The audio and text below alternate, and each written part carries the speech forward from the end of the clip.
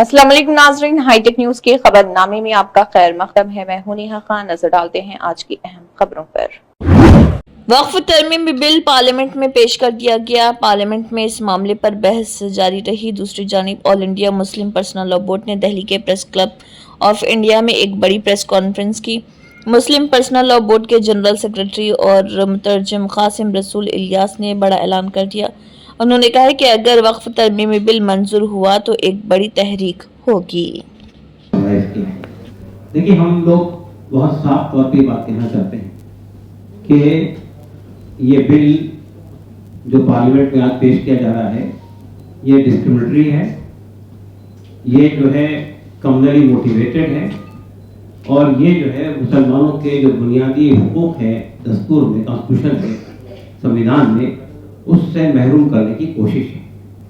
ये bill BJP के communal एजेंडे के मुताबिक है और इस पर जेपीसी के जो हवाले किया गया था, जो एतराज़ात, जो आपत्तियां पार्लियामेंट में बिल पेश करते वक्त जताई गई थी, उसको एड्रेस करने के लिए इसे जेपीसी के हवाले किया गया था। जेपीसी ने 5-6 महीने तक इस पर बात की।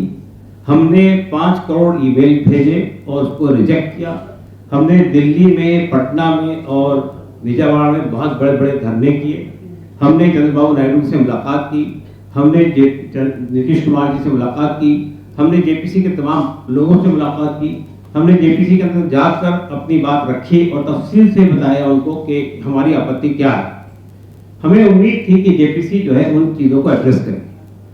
अफसोस की बात यह है कि जो जेपीसी में अपोजिशन के मेंबर्स थे उनकी बातों को भी माना नहीं गया और जिन हालत में जेपीसी को बिल सौंपा गया था उससे ज्यादा सख्त बनाकर लाया।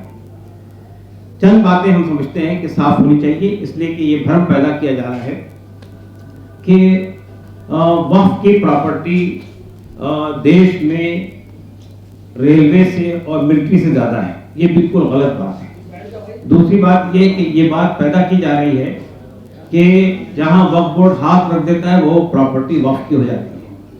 फिर इसके अंदर एक प्रोविजन ये पैदा किया गया है कि अगर गवर्नमेंट का इशू है, यानी गवर्नमेंट को एक सेक्शन के तौर पर इसमें इंट्रोड्यूस किया गया है। सेंट्रल गवर्नमेंट भी हो सकती है, स्टेट गवर्नमेंट भी हो सकती है, म्युनिसिपल कॉर्पोरेशन भी हो सकती है, सेमी ऑटोनोमस बॉडी भी हो सकती है। अगर उनका कोई डिस्प्यूट है तो वो डिस्प्यूट वक्फ बोर्ड नहीं तय करेगा बल्कि कलेक्टर या डीएम तय करेगा। अब आपने ये डीएम को रिप्लेस करके डिजिग्नेटेड ऑफिसर की बात की है। इट मींस गवर्नमेंट का ऑफिसर तय करेगा। तो गवर्नमेंट ऑफिसर डिस्प्यूट किसके हक में तय करेगा, ये बात अच्छी तरह जानते हैं। ट्राइब्यूनल की हैसियत को खत्म कर दिया गया और ये कहा गया कि इसको ये भ्रम पैदा किया जा रहा है कि वक्त के अंदर कोई चीज जाती है तो उसको कहीं चैलेंज नहीं किया जाता है। बिल्कुल गलत बात है। ट्राइब्यूनल के फैसले को आप हाई कोर्ट में चैलेंज कर सकते हैं, सुप्रीम कोर्ट में चैलेंज कर सकते हैं। फिर वक्फ बाय यूजर ट्रिब्यूनल बहुत सारे मौजूद हैं। हाँ जी, और हमारे देश के अंदर बहुत सारे ट्रिब्यूनल मौजूद है। ट्रिब्यूनल कोई एक्स्ट्रा जुडिशियल पावर नहीं है और ट्रिब्यूनल कभी जो जज होता है वो डिस्ट्रिक्ट कोर्ट का सिटिंग या रिटायर्ड जज होता है। तो और इसी तरह से वक्फ बोर्ड का जो कंपोजिशन है या सेंट्रल वक्फ बॉडी का जो कंपोजिशन है उसको भी बुरी तरह से मुतासिर किया गया। उसमें जो शर्त थी कि जितने लोग भी मेंबर होंगे वो मुसलमान होंगे, वो शर्त हटा दी गई। 2 कंपलसरी नॉन मुस्लिम होंगे, इसके अलावा बाकी लोग भी नॉन मुस्लिम हो सकते हैं। सीईओ के लिए जो शर्त थी कि मुसलमान चाहिए वो शर्त भी हटा दी गई। तो आप देखिए कि वक्फ बोर्ड को मैनेज किया जा रहा है, सेंट्रल वक्फ काउंसिल को मैनेज किया जा रहा है। वक्फ बाय यूजर के सिलसिले में ये बात आ रही है और खास तौर से ये जो हमारी सो कॉल्ड बीजेपी के अलाइज हैं वो ये कह रहे हैं कि हमने जो अमेंडमेंट मूव किए थे वो अमेंडमेंट गवर्नमेंट एक्सेप्ट कर लिए। What were the amendments? ये कहा जा रहा है वक्फ बाय यूजर में ये बात गवर्नमेंट ने तस्लीम कर ली है कि अब तक जो प्रॉपर्टी वक्फ बाय यूजर के तौर पर इस्तेमाल होती थी वो एज इट इज रहेगी, अलबत्ता आइंदा वक्फ बाय यूजर का इतलाक नहीं होगा। लेकिन इसमें एक क्लॉज ये जोड़ दिया गया कि अगर कोई प्रॉपर्टी डिस्प्यूटेड है तो वक्फ बाय यूजर उस पर लागू नहीं होगा।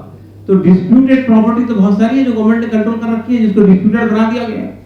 उसका फैसला अब ट्रिब्यूनल से नहीं होगा, उसका फैसला कलेक्टर करेगा, उसको वक्फ बाय यूजर तस्लीम नहीं किया जाएगा। इसी तरह से ये जो लिमिटेशन है, देखिए एक बात हम जब ये कहते हैं कि ये डिस्क्रिमिनेटरी है, it means why we say that कि देखिए देश में जो हिंदू एंडाउमेंट्स हैं या जो सिख एंडाउमेंट है, they are getting same provision, same protection what protection is given to the waqf properties. तो आप अगर हमारे यहाँ तब्दीली कर रहे हैं तो क्या आप ये कहना चाहते हैं कि आप हिंदू एंडोमेंट के अंदर भी तब्दीली करेंगे? क्या आप ये कहना चाहते हैं कि सिख एंडोमेंट में तब्दीली करेंगे? जब आप वहां नहीं कर रहे हैं, यहाँ कर रहे हैं, तो it means it is discriminatory. तीसरी बात ये कि ये लिमिटेशन का जो कानून है, लिमिटेशन का कानून ये कि किसी प्रॉपर्टी पे कहीं आपने 12 साल तक कब्जा किसी ने कर रखा है, तो वो प्रॉपर्टी को अगर आपने चैलेंज नहीं किया तो वो प्रॉपर्टी जिसने कब्जा किया उसकी हो जाएगी।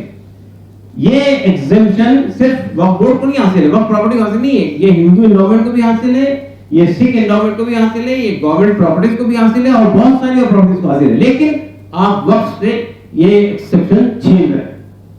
तो हम ये कहना चाहते हैं कि पार्लियामेंट में जो तमाशा बीजेपी आज कर रही है पेश करके, ये हमारे साथ, हमारे हकूक के साथ, मुसलमानों के हकूक के साथ खिलवाड़ है।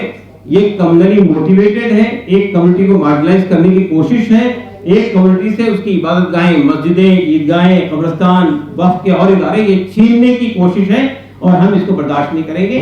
हम ये आह्वान करते हैं आपके सामने कि अगर ये बिल मंजूर हुआ, खुदा न खास्ता, हमारा ख्याल है कि हो सकता है कि good sense will prevail and the allies, at least allies will not cooperate with BJP's communal agenda if they want to secure their secular position.